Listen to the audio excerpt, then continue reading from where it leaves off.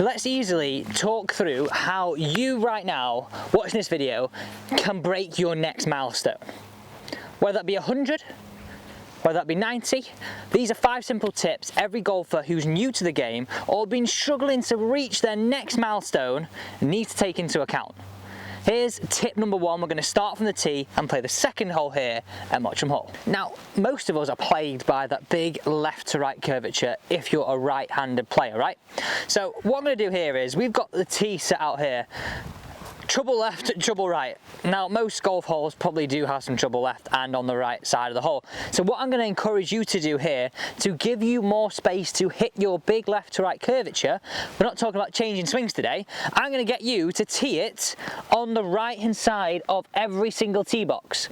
Now, whether that be with an iron, whether that be with a driver, or even your 3-wood, if that's something you're more comfortable with, go with that.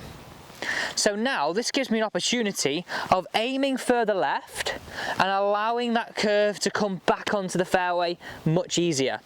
If, for example, let's go over to this side of the tee, I was to tee it over here, and really all I'm forcing me to do now is really hit it down that right wing.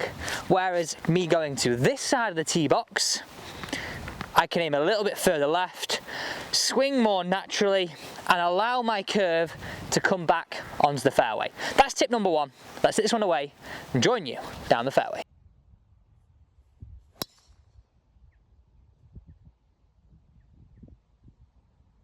Number 2 on our list, and this is a big one I think.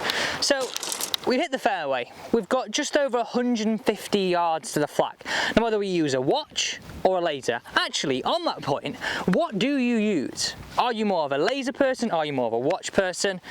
Let's see what the consensus is. Watch or laser, what comes out on top? Most of us would have a shot here, and this is a real toughie. I want you to think about it this way. I could pull out my 5-iron, I could pull out my 6-iron and go for this.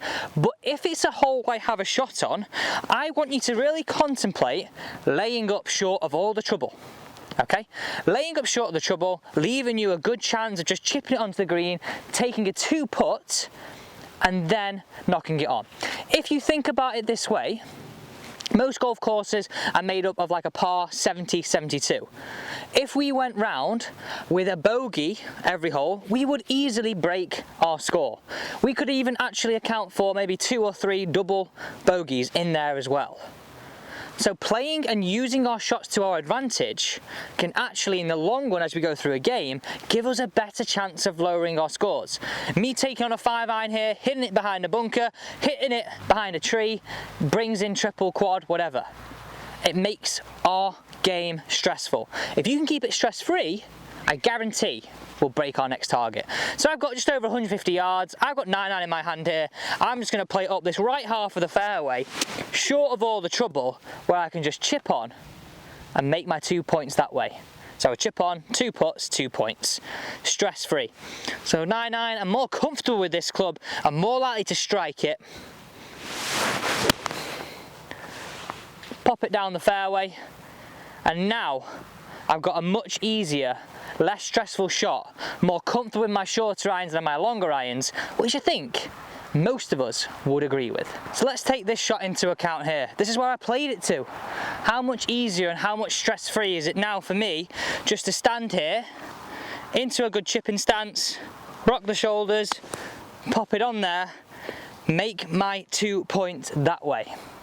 Okay, sometimes that's not practical, so let's jump into scenario number 3, chipping over a bunker, which can be catastrophically hard, right? It can be absolutely game destroying. So I've got myself in a right pickle here. I've tried to lay up and put it behind a bunker, or in some instances, we've gone for the green and we've not quite pulled off this shot. Now is not the time to get cute.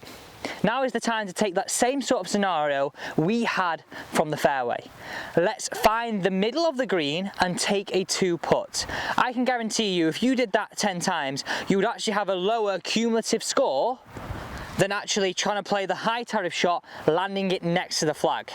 I promise you this. I've gone out here, I've done this with golfers who are trying to break 90, trying to break 100, putting themselves in scenarios like this and saying, middle of the green, forget about the flag, take your 2-putt. Their cumulative score to par is far lower doing it that way because the high tariff shot sometimes doesn't pull off. Okay, so we're now just going to chip this one on. I'm forgetting the flag. I'm aiming left of it into the fat part of the green. Much more committed on the green. I can take my 2-putt from there all day long. The killer part. What makes up most of our game that most of us don't actually spend enough time on? The nudger. Sometimes upwards of half of our shots are taken with this thing. Now, if you can always keep a 3-putt off your card, you'll always score well. So every time we've got a long putt, like in this scenario here, I don't want you to think about holding it. I want you to think of the bin lid. So what I mean by a bin lid, you're going to look at a close-up of this hole now and you're going to imagine a circle around it, around about 3 feet. You're not going to picture getting it in the hole, you're going to picture getting it in that bin lid and creating stress-free scenarios. If you look at everything I'm trying to do here to help you improve is create stress-free scenarios that help lower your scores. So think of the bin lid as point number 4 to give us a really good chance of 2-putting most greens, less 3-putts, lower scores, more likely to break our next milestone. That rounds us up for point number 4. Let's jump into point number 5. So on to our final point, and probably the one that most of us get quite daunting about. Getting a card in our hand on a Saturday and a Sunday, playing with our friends, whenever it means something, our arms seem to go all floppy, our head goes and our golf goes out the window. What I want you to think about is marking your card every 3 holes. And why I say every 3 holes is you can break this round up into 6 sets of 3, where it gives you a really good chance of going, right, okay, if I am +4 for this one, +4 for this one, +4 for this one, and +12. +24 on a golf course that's a par 72, we have broken our score of 100. If you're somebody that's trying to break 90, you have to adjust this accordingly. So really nice and simple, after every set of 3, mark your card, reset, start again. So don't get too disheartened if one set's worse than the other, you've got 2 sets to make up for it. These little mental changes, these little changes to where you tee it up, how you approach shots, can be the massive difference. I always say this, you've got to learn to strike the golf ball, then you have to learn to play golf. Right now we're learning to play golf, and this is how you're going to break either 100 or 90 next time you go out on the golf course. Thank you so much for watching today's video. I do really hope you enjoyed it. If you did, please hit that thumbs up button. It really helps this video grow, it helps the channel too, and I look forward to joining you tomorrow at the same time for some more daily tips.